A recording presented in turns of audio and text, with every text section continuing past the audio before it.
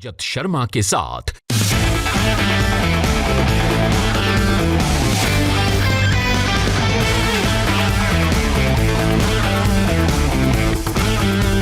नमस्कार, आज की बात में आपका स्वागत है। दिल्ली में सरहद पर जो किसान बैठे हैं, सर्दी में नाराज होकर प्रदर्शन कर रहे हैं, उनकी हम सबको चिंता है। लेकिन आज किसानों को समझाने की सरकार की कोशिश थोड़ा बहुत रंग लाती दिखाई दी।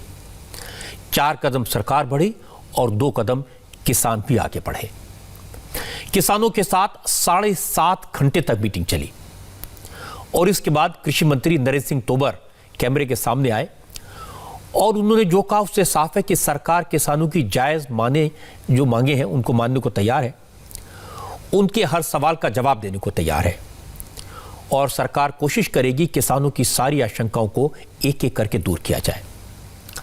किसानों के साथ चौथी मीटिंग के बाद नरेंद्र सिंह तोमर ने कहा कि किसानों को आशंका है कि नए कानून से मंडियां खत्म हो सकती हैं, लेकिन सरकार की कोशिश है मंडियों को और मजबूत किया जाए और इसके लिए और प्रोविजन किए जाएंगे। किसान चाहते हैं, जो व्यापारी किसानों की फसल खरीदना चाहते हैं या किसानों से कॉन्ट्रैक्ट करना चाहते हैं, उनका रजिस्ट्रेशन जरूरी हो। सरकार इसके लिए भी तैयार है। कृषि मंत्री ने कहा कि किसान चाहते हैं विवाद की स्थिति में किसानों के लिए कोर्ट पे जाने का रास्ता खुला हो। सरकार इसका प्रावधान करने को भी तैयार है। किसानों को आशंका है कि बड़े बड़े उद्योगपति छोटे किसानों की जमीन पर कब्जा कर सकते हैं। इस पर सरकार ने और कई प्रोविजंस का भरोसा दिया। सरकार किसानों को एमएसपी देने पर लिखित भरोसा देने को भी तैयार है। इसके बाद भी अगर किसानों को कोई संशय रहता है तो अगली मीटिंग में वो सारी आशंकाएं भी दूर की जाएंगी। अगली मीटिंग परसों यानी शनिवार को होगी। किसानों ने भी आज की मीटिंग के बाद कहा कि बात आगे तो बढ़ी है, लेकिन बात अभी खत्म नहीं हुई है, इसलिए उनका आंदोलन जारी रहेगा। जब फाइनल बात होगी उसके बाद ही किसान दिल्ली से लौटेंगे। किसानों से संबंधित जो 3 नए कानून बने, उनका ड्राफ्ट बिल्कुल 25 पेज का है। इन 25 पेज के कानूनों में से किसान 12 पेज के पॉइंटर्स लेकर पहुंचे थे। इन 12 पन्नों पर 7.5 घंटे तक बात हुई। तीनों कृषि कानून के हर बिंदु पर चर्चा हुई। सरकार के 3 मंत्रियों ने बड़े संयम के साथ किसान के नेताओं की बात सुनी और किसान के नेता 12 पेज का जो ड्राफ्ट लेकर आए थे उसके एक एक शब्द पर गौर हुआ। हर पॉइंट पर बात हुई, लेकिन फाइनल बात क्यों नहीं हो पाई, किन मुद्दों पर बात अटकी है, ये मैं आपको बताऊंगा। किस मुद्दे पर किसका रुख कैसा था, सरकार ने क्या पोजीशन ली, किसानों की पोस्चरिंग कैसी है और मीटिंग में सरकार का जेस्चर कैसा था, ये 7 बातें आज मैं आपको दिखाऊंगा। लेकिन सबसे पहले आपको कृषि मंत्री नरेंद्र तोमर की बात सुनवाना जरूरी समझता हूं। ये बात सुन लेंगे तो आपको सरकार की स्थिति बिल्कुल साफ साफ दिखाई देगी।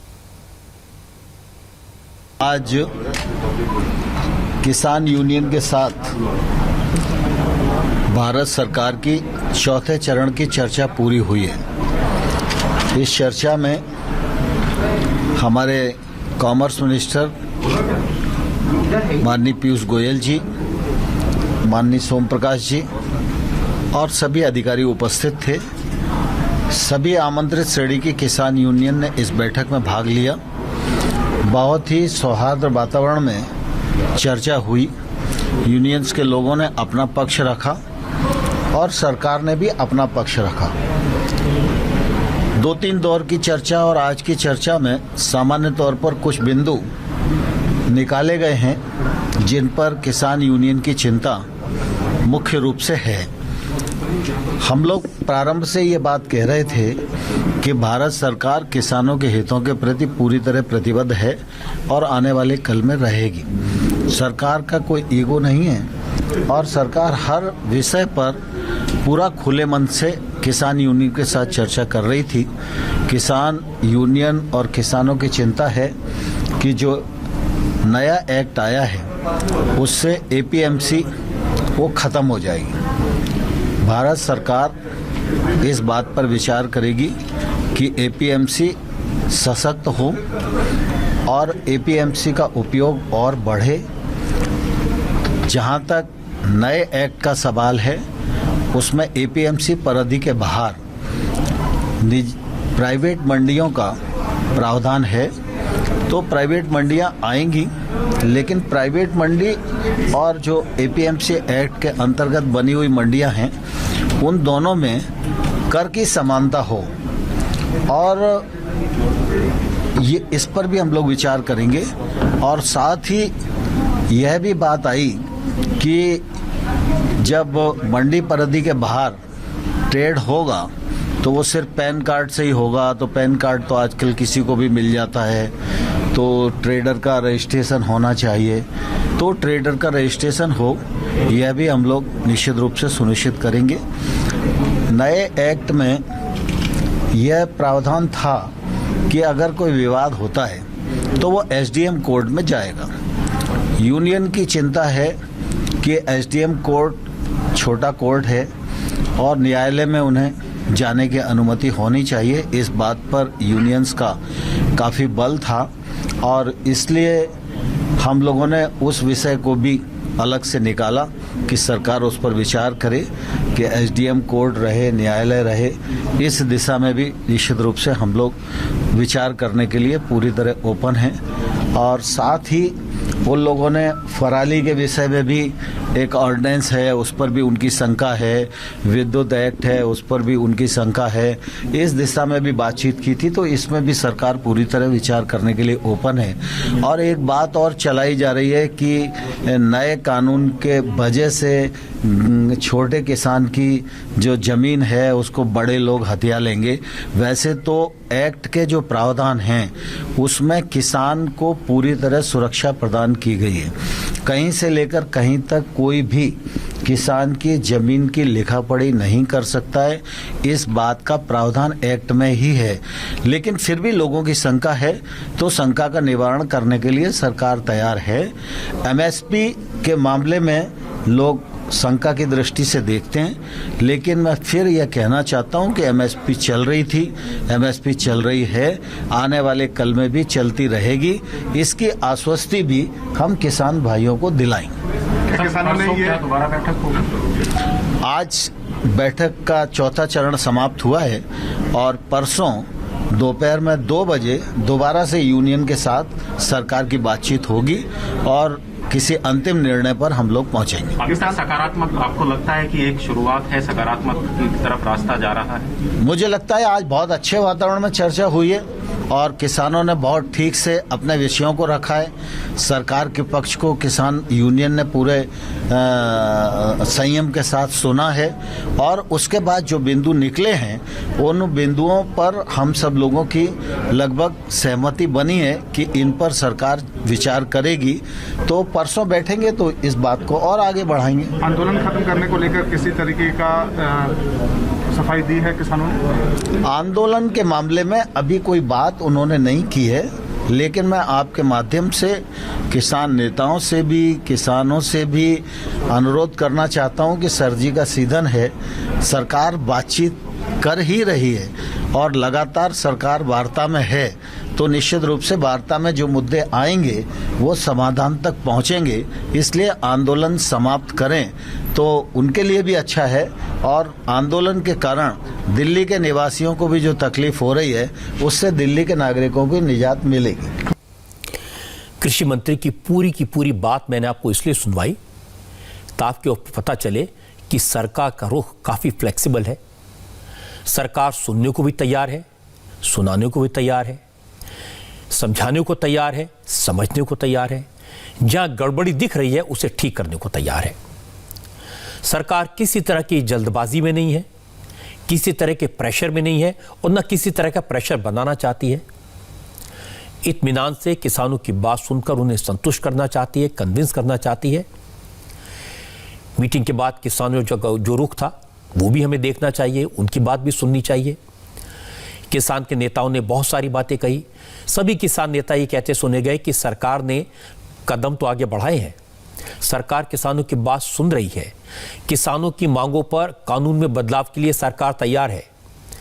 किसान नेताओं ने माना ये सारी बातें अच्छी हैं, लेकिन ज्यादातर नेताओं ने कहते कहते आखिर में ये लाइन कह दी, वो कानून में संशोधन कराने नहीं आए, वो तो कानून रद्द करवाने आए हैं, इसलिए सरकार को तीनों कानूनों को रद्द करना चाहिए।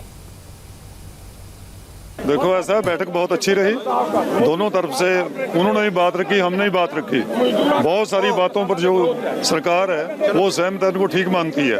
कौन सी बातें हैं जिन पे सहमति दिखी सरकार की? जितनी हमने पॉइंट आउट किया लगभग सारी पर सहमति करती है कि उसमें वीकनेसेस है, जो कानून बने हैं वो डेफिशिएंसी में कमी है। तो इसलिए सरकार भी कल उनको दोबारा विचार कर रही है, हम भी मीटिंग कर रहे हैं, परसों फिर बैठ रहे हैं, तो किसी न किसी सोल्यूशन निकाल लेंगे परसों। कोई ऐसी चीज जिस पर लग रहा हो कि सरकार सहमत नहीं हो रही है, आप लोग बहुत अड़े हो, कोई ऐसी चीज? नहीं, जो मेन है एमएसपी, स्टेट प्रोक्योरमेंट है, कॉन्ट्रैक्ट फार्मिंग है, जुडिक्शन ऑफ सिविल कोर्ट्स है, तो दूसरे एक्ट्स हैं सारे, और उनके ऊपर काफी सरकार उसको ठीक मानती है कि उसमें डेफिशिएंसी है उनके अंदर। कानून वापस लिया जाए कम से कम, ये शर्त तो अब किसानों की नहीं है। नहीं, हमारी तो रहेगी, हम तो आखिर डेफिशिएंसी उसमें है, तो डेफिशिएंसी ऐसे तो निकलेगी नहीं, उसका खोखा तो नहीं रहेगा, और इस चीज पर विचार होगा, अभी कल भी विचार होगा, तो ऐसा है, विचार करके फिर परसों करेंगे। सरकार जो चाहती है कि हम कुछ संशोधन कर ले, विचार कर रहे हैं, वो कहते हैं। हमने ये कह दिया कि हम संशोधन के पक्ष में नहीं हैं, हम ये चाहते हैं कि इन कानूनों को रद्द किया जाए, इनको वापस लिया जाए। जितनी देर तक ये कानून वापस नहीं होते उतनी देर तक हमारा आंदोलन इसी तरह जारी रहेगा। हमारे आंदोलन को सिर्फ दिल्ली में नहीं और अदर स्टेट्स में भी समर्थन मिल रहा है। हमारे आंदोलन को चीज है जिस पे लगा कि सरकार सहमत हो रही है आप लोगों की बातों से, कौन कौन से पॉइंट्स है जिस पे सरकार अमेंडमेंट को तैयार है? वो बहुत छोटे पॉइंट है जिसमें वो कह रहे हैं कि हम एमएसपी को रखेंगे, जिसमें वो कह रहे हैं कि हम जो एसडीएम की प्रोविजन रखी है, हम वो एसडीएम की प्रोविजन को दूर करके कोर्ट की प्रोविजन करेंगे। ये छोटे छोटे पॉइंट है जिसके बारे में वो विचार करना चाहते हैं। हम जो मुकम्मल कानून है उसको रद्द कराना चाहते हैं हम। असल में किसानों के जो नेता हैं, किसान यूनियंस के जो लीडर हैं, सबकी बातें अलग अलग हैं। किसान यूनियंस के बड़े लीडर कल तक ये कह रहे थे कि कानून में एमएसपी का जिक्र नहीं है, नए कानून से मंडियां खत्म हो जाएंगी, कानून में किसानों को कोर्ट में जाने का हक नहीं है, और ये सब बड़े बड़े मुद्दे हैं। और सरकार ने इन सभी मुद्दों पर आज सहमति जाहिर की, रास्ता निकालने की कोशिश की। अब कुछ किसानों के नेता ऐसे भी हैं जो कह रहे हैं ये सारी बातें तो छोटी मोटी हैं, कानून में बड़ी बड़ी खामियां हैं, सरकार उन्हें दूर नहीं कर सकती, इसलिए कानून को रद्द होना चाहिए। अब सरकार की प्रॉब्लम यह है कि 40 लोगों से बात हो रही है, सरकार किसकी बात सुने, किसकी बात को फाइनल माने। जितने किसान नेता मीटिंग से निकले सबकी बातें अलग अलग थी, सबके तर्क अलग अलग थे, सब एक ही बात कहते थे कि बात बड़े अच्छे माहौल में हुई, सरकार पॉजिटिव है, लेकिन फिर कहा हम तो कानून रद्द कराने आए हैं। जब तक सरकार कानून वापस नहीं लेती तब तक आंदोलन जारी रहेगा। आज की जो मीटिंग है उसमें सरकार संशोधन को लिए की बात करने लगी है, पर हम अपनी बात पर अड़े हुए हैं कि हम इसको रद्द कराना है, वापस करवाना है। और सरकार इस बात पर भी थोड़ा सहमत हुई है, अभी एमएसपी पर भी विचार किया जाएगा।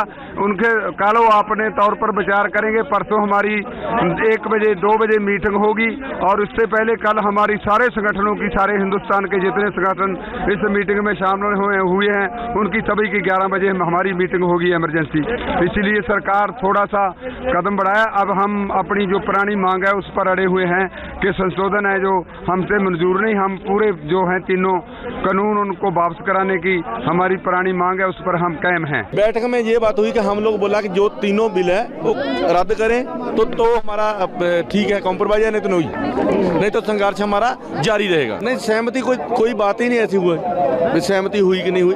देखो जब वो रद्द करेंगे तो हमारी सहमति है, नहीं तो नहीं कोई सहमति। तो आपकी मांग पर सरकार की तरफ से क्या रिस्पांस रहा?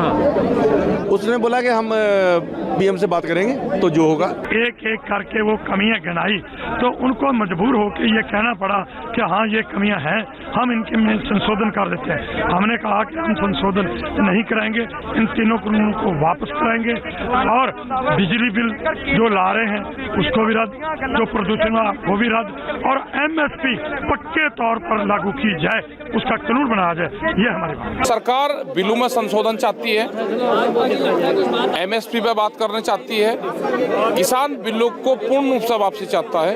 ये एक बड़ा इशू है। अच्छा, आप कह रहे हो कि सरकार तीनों बिल में संशोधन को तैयार हो गई है? तैयार है, कुछ उसमें जो वो है उसमें संशोधन चाहती है कि संशोधन हो जाएगा उसमें। लेकिन आप लोग तैयार नहीं, आप लोग चाहते हो बिल वापस हो? वो वापसी हो बिल नहीं, लेकिन अगर आप लोगों की जो मांग है वो संशोधन के जरिए सरकार बिल में शामिल कर लेती है, कानून में शामिल कर लेती है, फिर क्या दिक्कत? 5 तारीख में बात करेंगे, वो 5 में करेंगे। असल में मीटिंग के बाद किसानों का जो रुख दिखाई दिया, उसकी आशंका मीटिंग की शुरुआत से दिखाई दे रही थी, क्योंकि जब सरकार की तरफ से 3 मंत्री मीटिंग में पहुंचे तो उन्होंने किसान नेताओं को झुककर नमस्कार किया, सबका अभिवादन किया।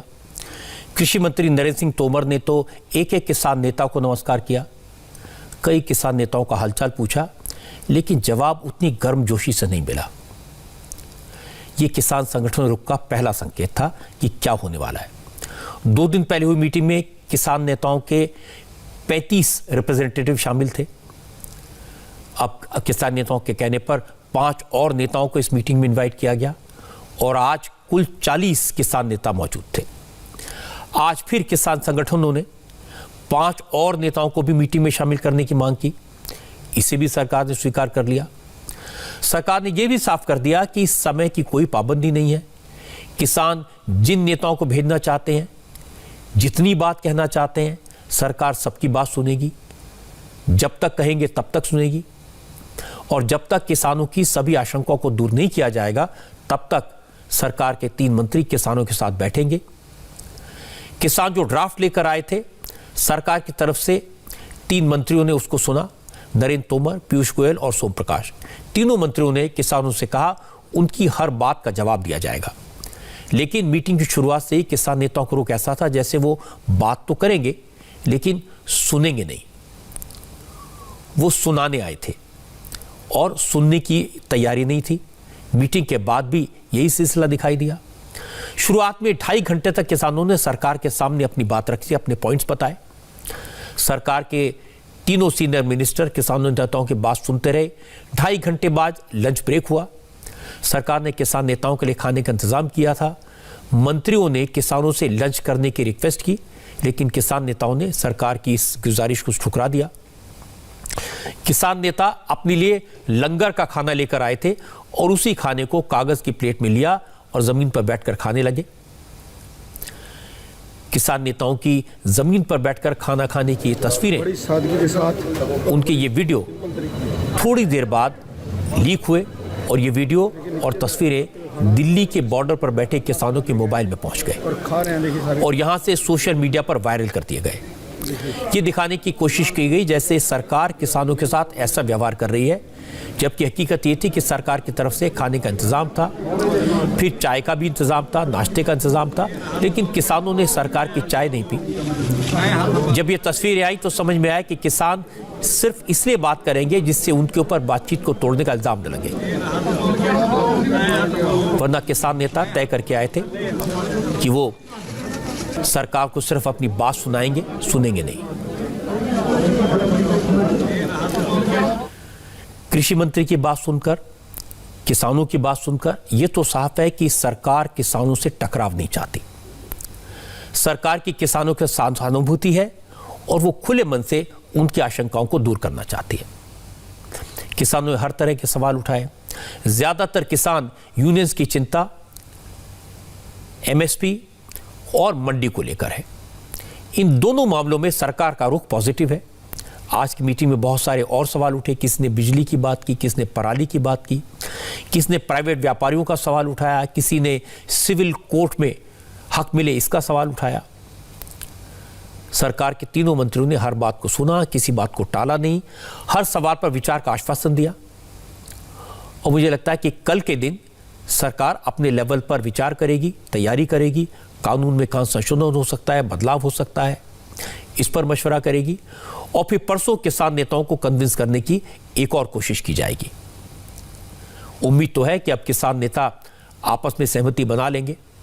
मुझे लगता है अगर उनकी मूल समस्या दूर हो जाए उनकी आशंकाओं का समाधान हो जाए और उन्हें यह यकीन हो जाए कि न एमएसपी खत्म होगा न मंडी, तो फिर उन्हें भी आंदोलन वापस लेने पर विचार करना चाहिए। एक और जरूरी बात किसानों के आंदोलन में देखने की यह है कि ऐसे लोग को मंच मिल रहा है, ऐसे लोग घुस रहे हैं जो देश के खिलाफ बातें करते हैं, जो देश विरोधी नारे लगाते हैं। खबरें तो यह भी है कि कुछ राष्ट्र विरोधी ताकतें किसानों के मंच का इस्तेमाल करने की कोशिश में लगी हैं।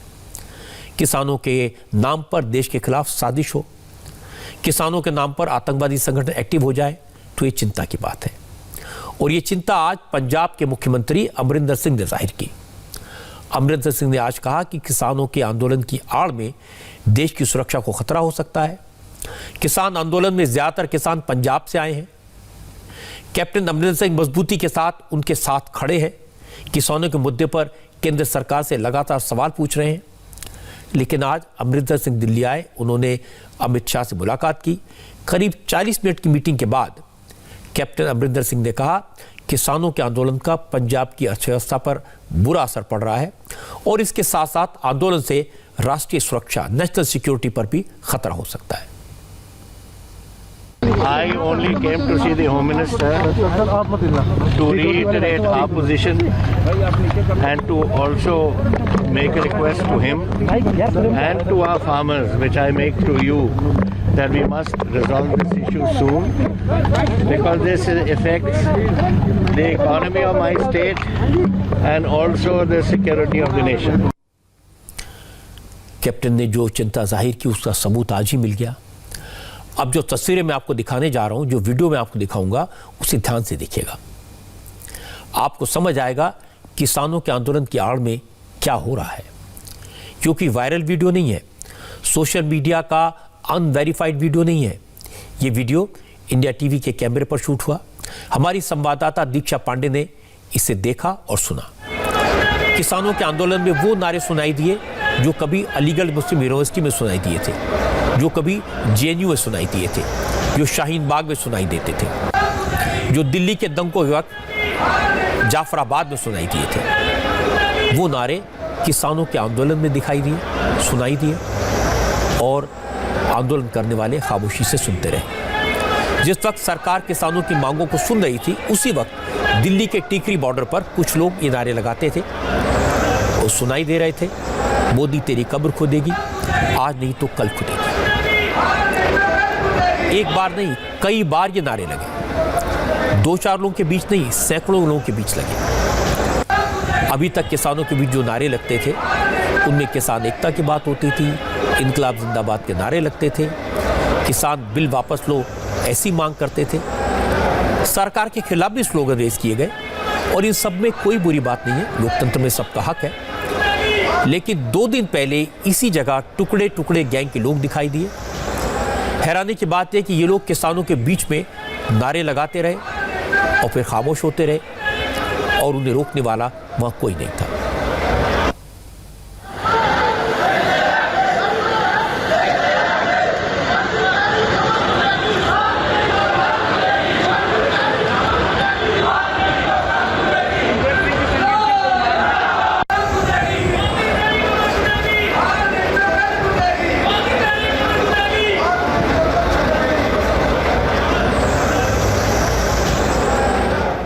किसान आंदोलन में लग रहे नारों को सबसे पहले आप ध्यान से सुनिए, जरा एक बार आप सुनिए यहाँ पर क्या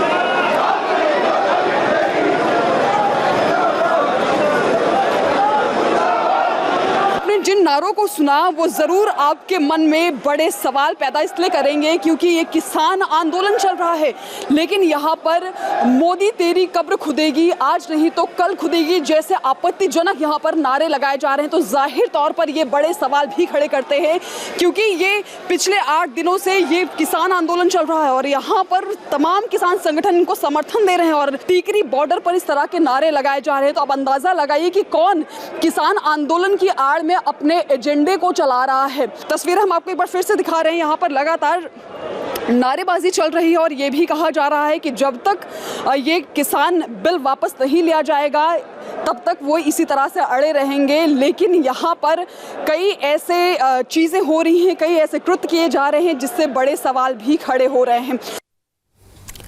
आपको याद होगा एंटी-सीए प्रोटेस्ट के दौरान भी नरेंद्र मोदी के खिलाफ इसी तरह के नारे लगे थे। आपको याद होगा अलीगढ़ मुस्लिम यूनिवर्सिटी के कैंपस में प्रधानमंत्री के खिलाफ, उत्तर प्रदेश के मुख्यमंत्री योगी आदित्यनाथ के खिलाफ इसी तरह के नारे लगे थे।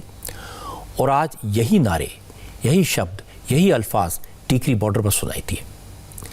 हमारी संवाददाता दीक्षा पांडे बता रही थी कि असल में दिल्ली के इस बॉर्डर पर पिछले 2-3 दिन से अलग अलग ग्रुप से इकट्ठा हुए हैं, किसानों के नाम पर इकट्ठा हुए हैं। इनमें से कुछ नौजवान ऐसे हैं जो असल में किसान नहीं हैं, कुछ ऐसे हैं जो जेएनयू के स्टूडेंट्स हैं। इन्हीं लोगों के आने के बाद नरेंद्र मोदी के खिलाफ इस तरह के आपत्तिजनक नारे सुनाई देने लगे।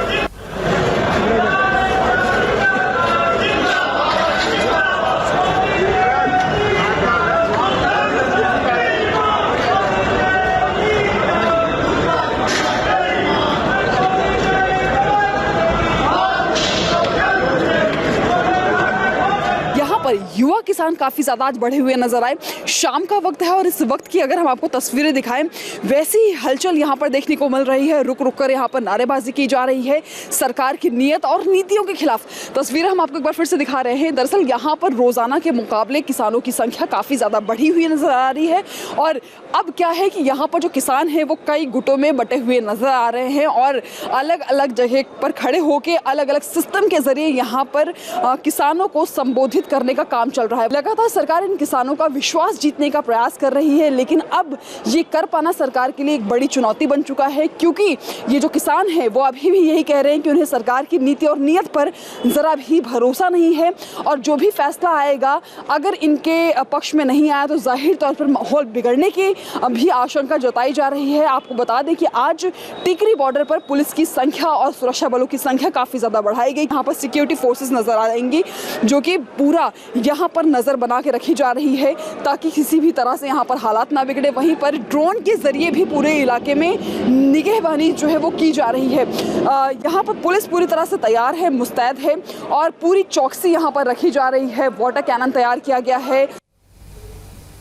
मुझे इस बात का पूरा भरोसा है कि वहाँ जो किसान मौजूद हैं वो इस तरह के नारे नहीं लगा सकते, लेकिन कोई तो है जो किसान आंदोलन का फ़ायदा उठा रहा है, कोई तो है जो इस मौके का फ़ायदा उठाकर राष्ट्र विरोधी बातें कर रहा है।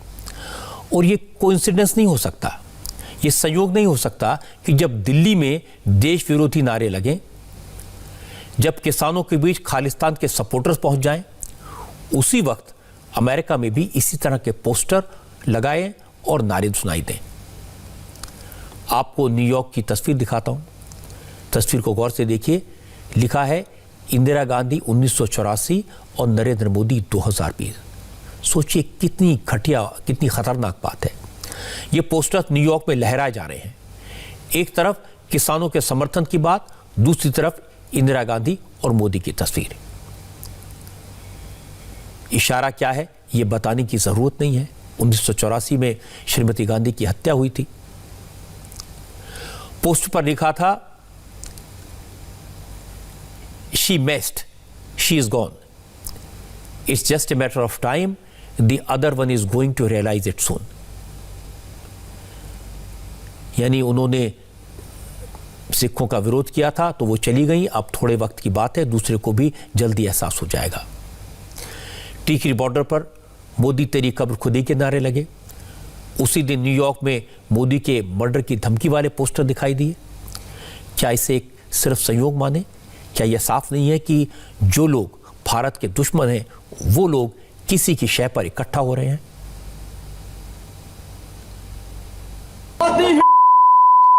मोदी we support farmers साडा हक ऐथे रख साडा हक ऐथे रख राज करेगा राज करेगा मोदी सरकार मोदी सरकार मोदी सरकार मोदी सरकार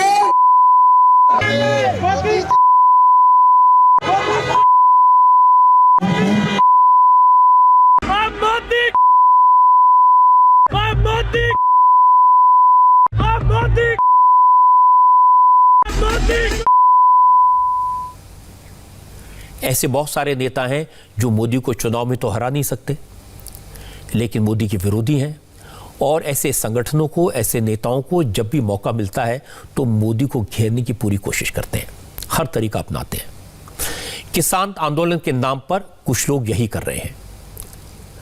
अब एक बार फिर अवार्ड वापसी का सिलसिला शुरू हुआ है और हैरानी की बात है कि अवार्ड वापसी का सिलसिला अकाली दल के नेता और पंजाब के पूर्व मुख्यमंत्री प्रकाश सिंह बादल ने शुरू किया।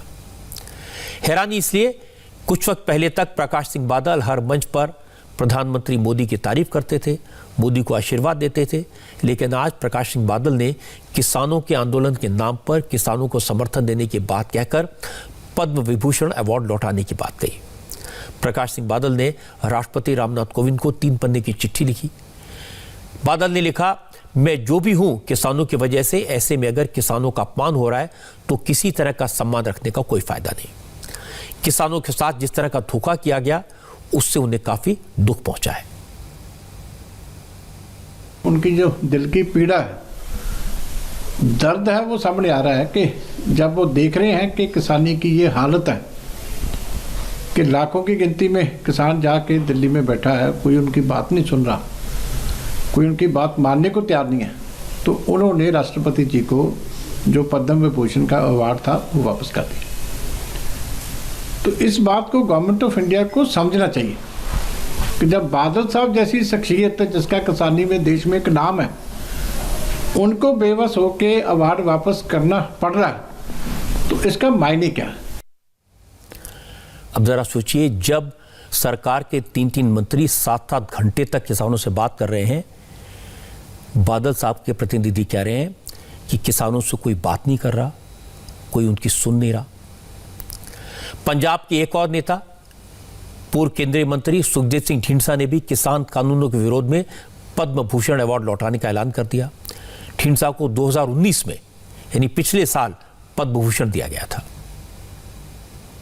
जिस किसान ने इस देश को जब जरूरत पड़ी तो इतना अनाज पैदा करके दिया, अपने पंजाब में और हरियाणा में तो पानी भी खत्म कर लिया, जमीन भी अपनी खराब कर ली, लेकिन देश का इतनी छोटी सी पॉपुलेशन है, पहले तो 80% देते रहे, अभी 50% से ज़्यादा दे रहे। पहले तो सरकार को ये चाहिए था कि वो पहले किसान जथेबंदियों से बात करते कि हम ऐसा बिल ला रहे हैं, अगर वो सेटिस्फाई होते तो उनको वो ले आते।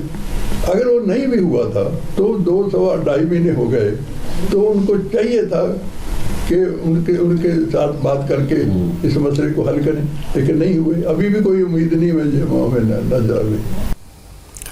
प्रकाश सिंह बादल देश के सबसे बुजुर्ग नेता हैं, सबसे सम्मानित नेताओं में से एक हैं। अगर वो कोई बात कहते हैं तो उस पर गंभीरता से विचार होना चाहिए, लेकिन किसानों के मुद्दे पर बादल साहब ने जो अवार्ड वापसी का फैसला किया वो सियासी है। वो पंजाब में अकाली दल को बचाने की कोशिश है। बादल साहब ने कहा कि किसानों के साथ धोखा हुआ, लेकिन उन्हें कैप्टन अमरिंदर सिंह की इस बात का जवाब देना चाहिए कि आखिर जिस कैबिनेट मीटिंग में किसान कानूनों का मसौदा पास हुआ, उस मीटिंग में अकाली दल की मंत्री हरसिमरत कौर तो मौजूद थी। अकाली दल के मंत्री ने उस वक्त विरोध क्यों नहीं किया? असल में सच्चाई यह है कि जब अकाली दल को लगा कि पंजाब में किसानों के मुद्दे पर अमरिंदर सिंह उनसे आगे निकल गए हैं, उसके बाद से अकाली दल किसानों के साथ खड़े होने की कोशिश कर रहा है और अपनी पार्टी को बचाने की कोशिश कर रहा है। इस मुद्दे पर मोदी को घेरने की कोशिश करने वालों में आप जानते हैं राहुल गांधी तो सबसे आगे हैं। कैप्टन अमरिंदर सिंह किसानों से देश हित में, पंजाब के हित में जल्दी से जल्दी आंदोलन खत्म करने की अपील कर रहे हैं, लेकिन राहुल किसान आंदोलन को उकसाने वाली बातें कह रहे हैं। आज राहुल गांधी ने फिर से ट्वीट किया, कहा काले कृषि कानूनों को पूरी तरह रद्द करने से कम कुछ भी स्वीकार करना भारत और उसके किसानों के साथ विश्वासघात होगा। कांग्रेस के एक और नेता अधीर रंजन चौधरी ने भी किसानों के मुद्दे पर लोकसभा स्पीकर ओम बिरला से तुरंत पार्लियामेंट का सेशन बुलाने की मांग कर डाली। उनकी इस मांग को एनसीपी ने सपोर्ट किया और ममता बनर्जी ने सपोर्ट किया। पूरे देश में किसान आंदोलित है, 3-4 महीने से जब से कानून पारित किया गया पार्लियामेंट में कृषि को लेकर देश भर में बेचैनी है।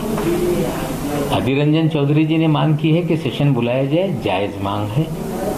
विंटर सेशन पूरी तरह से नहीं लेना, सवालों से बचना हमें लगता है लोकतंत्र में ठीक नहीं। बेहतर है कि किसान भी मांग कर रहे हैं, विपक्ष भी मांग कर रहा है कि 2 ही दिन का क्यों ना हो, किसानों के विषय पे सेशन बुलाया जाए। मुझे लगता है किसान ये अच्छी तरह जानते हैं कि कौन उनका हितैषी है और कौन उनका दुश्मन। किसान जानते हैं कि कौन उनका इस्तेमाल करके अपनी राजनीतिक रोटियां सेकना चाहता है, अपना फायदा उठाना चाहता है। क्योंकि ये साफ है, किसानों की आड़ को लेकर मोदी विरोधी नेता अपना सियासी स्कोर सेटल करने में लगे हैं। और परेशान कौन हो रहा है? सर्दी में बैठे किसान और किसानों के आंदोलन के कारण दिल्ली के सड़कों पर जाम में फंसे लोग। किसान सड़कों पर हैं, दिल्ली के कई बॉर्डर बंद हैं। इस वजह से सबसे ज़्यादा परेशानी उन लोगों को हो रही है जो अपने घरों से दफ्तर के लिए निकले। आप जानते हैं कि 8 दिन से किसान बॉर्डर पर जमे हुए हैं, टिके हैं, लेकिन इस सब के बीच रोज़ाना लोकल कम्यूटर्स को काफ़ी प्रॉब्लम हो रही है। कल तक तो सिंघू और टीकरी बॉर्डर पर ही आवाजाही ब्लॉक थी, लेकिन आज दिल्ली नोएडा बॉर्डर के साथ गाजीपुर बॉर्डर को भी किसानों ने बंद कर दिया। लोगों का कहना है कि सरकार और किसान आपस में बात करें, सॉल्यूशन निकालें, क्योंकि रोड बंद करने से आम जनता को काफ़ी परेशानी होती है। समझ नहीं आ रहा मैं किस तरफ से जाऊं। I don't know the way to go to Greater Kailash. रास्ता बिल्कुल ब्लॉक हो गया, पहले तो ये खुला हुआ था। अब कुछ कहना चाहेंगी आप? यहाँ से मुझे रोज कोई प्रॉब्लम नहीं होती थी, मैं 5 मिनट में यहाँ से क्रॉस कर जाती थी, बट आज मुझे 1-1.25 घंटा हो चुका है, but I am stuck on this road. इतनी डिफिकल्टी हो रही है। कल तक नीचे सारा जाम कर रखा था, आज पूरा ऊपर से ये सारा चौक कर दिया। मैंने अभी अपने ऑफिस में ही बात किया तो उन्होंने कहा कि सेफ्टी पॉइंट ऑफ व्यू से आप निकलो घर, यहाँ पे पत्थरबाजी शुरू हो जाए, कुछ और शुरू हो जाए, पता नहीं कब तक चलने वाला है ये सब। जाम के बीच ये एम्बुलेंस फंसी हुई है, जो एम्बुलेंस धीरे धीरे गाड़ी वाले रास्ता दे रहे निकलने के लिए, लेकिन चूंकि ट्रैफिक जाम इतना है कि एम्बुलेंस निकल नहीं पा रही है। और इसके दूसरी तस्वीर में दिखाऊंगा कि सामने एक और एम्बुलेंस इस ट्रैफिक जाम में फंसी हुई है। आप लोग कब से जाम में फंसे? हमें 1.5 घंटा हो गया अभी तक फंसे हुए। कहाँ जाना था आपको? हमको दिल्ली जाना है। तो आपको जानकारी नहीं थी ट्रैफिक ड्राइवर से? बिल्कुल भी जानकारी नहीं थी। इवन हम गूगल मैप पे देख के हमने पहले NH24 लिया और उसके बाद फिर हम वापस यहाँ पे आए। क्या कहेंगे, किसानों के प्रोटेस्ट की वजह से रास्ता बंद किया गया है? ये नहीं होना चाहिए। एक्चुअली किसानों का मुद्दा सॉल्व होना चाहिए जैसा भी हो, और पब्लिक को, आम पब्लिक को इसके लिए सफर नहीं होना चाहिए। आप लोग कब से जाम में फंसे हुए हैं? हो गया सर, 1 से 1.5 घंटा हो गया सर। कहाँ से आ रहे हैं? हम तो अभी नोएडा से आ रहे हैं सर। जाना कहाँ है? जाना है रोहिणी। कहाँ से आ रहे हैं? हम ग्रेटर नोएडा से आ रहे हैं सर। कब से जाम में फंसे हुए हैं? काफी देर हो गई सर, बहुत परेशानी हो रही है। किसान थोड़े नेता आंदोलन कर रहे, किसान थोड़ी कर रहे। किसान तो अपनी फसल काटेगा या आंदोलन करेगा। नेता कर रहे आंदोलन। ये आम जनता को लगता है कि जो लोग आंदोलन कर रहे हैं वो असल में किसान नहीं है, वो कुछ नेता हैं जो अपनी राजनीति खेल रहे हैं। और जहाँ तक किसान हैं, उनके आंदोलन से आम लोगों को परेशानी तो है, लेकिन किसान इस बात को समझते हैं। पिछले कई दिन से ऐसा हो रहा है, लेकिन किसान भी मजबूर है, क्योंकि पिछले 2 महीने से वो पंजाब में आंदोलन करते रहे, रेलवे ट्रैक पर बैठे रहे, उनकी बात किसी ने नहीं सुनी। अब वो दिल्ली में आ गए हैं। दिल्ली में शुरू में उन्हें लगा कि उनकी बात नहीं सुनी जाएगी, सरकार तरह तरह की शर्तें रखेगी, लेकिन अब अच्छी बात है कि बिना शर्त सरकार से 2 बार बात हो चुकी है, कई घंटे बात हो चुकी है, और इस बात के संकेत मिले हैं कि सरकार किसानों की बात सुनने को तैयार है, कानून में बदलाव करने को तैयार है। मुझे लगता है किसान नेताओं को भी थोड़ा सा पॉजिटिव रुख अपनाना चाहिए ताकि ये आंदोलन जल्दी खत्म हो। आज की एक और बड़ी खबर है कि तमिलनाडु की सियासत में एक और सुपरस्टार उतरेगा। अब रजनीकांत भी चुनाव लड़ेंगे। आज रजनीकांत ने ऐलान कर दिया कि वो अगले महीने अपनी पार्टी बनाएंगे और तमिलनाडु की सभी असेंबली सीटों पर अपनी पार्टी के उम्मीदवार उतारेंगे। रजनीकांत ने कहा कि तमिलनाडु के अगले असेंबली इलेक्शन में स्पिरिचुअल पॉलिटिक्स का उभार होगा और चुनाव के नतीजे चमत्कारी होंगे। सुपरस्टार रजनीकांत ने कहा कि वो इस साल पूरे तमिलनाडु का टूर करना चाहते थे, लेकिन कोरोना की वजह से ऐसा नहीं कर पाए। रजनीकांत ने कहा कि वो आज जो कुछ भी हैं वो तमिलनाडु के लोगों की वजह से हैं। इसलिए अगर लोगों की भलाई के लिए उनकी ज़िंदगी भी खतरे में आती है तो वो पीछे नहीं हटेंगे। तमिलनाडु की जनता की सेवा के लिए मेरी जान भी चली जाए तो मुझे खुशी होगी। मैं जो वादा करता हूं उसे कभी पीछे नहीं हटता। तमिलनाडु में एक राजनीतिक बदलाव बहुत ज़रूरी है, ये वक्त की ज़रूरत है। राजनीतिक बदलाव होना ही चाहिए। अगर बदलाव अभी नहीं हो पाया तो कभी नहीं हो पाएगा। बदलाव लाना ही होगा। हम सब कुछ बदलेंगे, मिलकर बदलेंगे। मुझे भरोसा है कि मैं जिस रास्ते पर निकला हूं उसमें सफलता ज़रूर मिलेगी। जिस तरह हर इंसान की किस्मत होती है उसी तरह हर राज्य की भी किस्मत होती है। अब तमिलनाडु की किस्मत बदलने का समय आ गया है। सरकार को बदलने का, राजनीति को बदलने का समय आ गया है। रजनीकांत ने राजनीति में आने का ऐलान तो कर दिया, ये भी कह दिया वो पार्टी बनाएंगे, लेकिन उन्होंने ये नहीं बताया क्या वो किसी के साथ मिलकर चुनाव लड़ेंगे, किसी पार्टी के साथ अलायंस करेंगे। कई दिन से इस बात की अटकलें लगाई जा रही हैं कि रजनीकांत तमिलनाडु में बीजेपी के साथ मिलकर चुनाव लड़ेंगे। आज जिन लोगों को उन्होंने अपनी कोर टीम का मेंबर डिक्लेयर किया उनमें से एक ऐसे भी हैं जिन्होंने आज ही बीजेपी से इस्तीफा दिया था और आज ही रजनीकांत की पार्टी में शामिल हो गए। इसलिए इस बात पर और ज़्यादा अटकलें लगाई जा रही हैं कि रजनीकांत ये कह रहे हैं कि वो चीफ मिनिस्टर नहीं बनना चाहते और वो फिल्मों से रिटायर भी नहीं होना चाहते। आपको ध्यान है तमिलनाडु की राजनीति में हमने एमजीआर और जयललिता जैसे सुपरस्टार्स की राजनीति में पकड़ देखी है। अगर रजनीकांत फुल टाइम सियासत में उतरे तो वाकई में तमिलनाडु की राजनीति को बदल सकते हैं। अब एक दुख भरी खबर आपके साथ शेयर करना चाहता हूं। एमडीएच मसाले के मालिक महाशय धर्मपाल गुलाटी का आज सुबह हार्ट अटैक से निधन हो गया। वो 98 साल के थे। महाशय जी को उद्योग जगत में उनके योगदान के लिए पद्म भूषण से सम्मानित किया गया था। कभी दिल्ली की सड़कों पर तांगा चलाने वाले महाशय जी मसालों के कारोबार से 2000 करोड़ का साम्राज्य खड़ा करने में सफल हुए। उनके पिता पाकिस्तान में थे, सियालकोट में, और वहां उन्होंने एमडीएच मसाले की दुकान शुरू की थी। महाशय जी सिर्फ 5वीं तक पढ़े। 1933 में उन्होंने 5वीं का इम्तहान नहीं दिया और स्कूल ड्रॉप आउट हो गए और उनके पिता ने उनके लिए सियालकोट में मसालों की दुकान खुलवा दी। इस दुकान को पंजाबी में माशिया दी हट्टी यानी माशिया की दुकान कहा जाता था। एमडीएच इसका शॉर्ट फॉर्म था।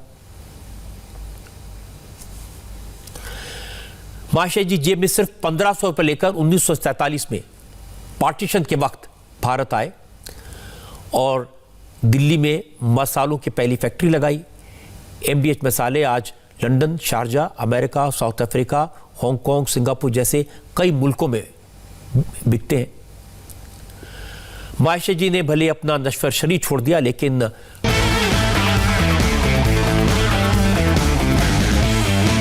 कोरोना वैक्सीन को लेकर नए साल में खुशखबरी मिल सकती है। हमारे देश में भी कोरोना की वैक्सीन अगले 1 महीने में आ जाएगी।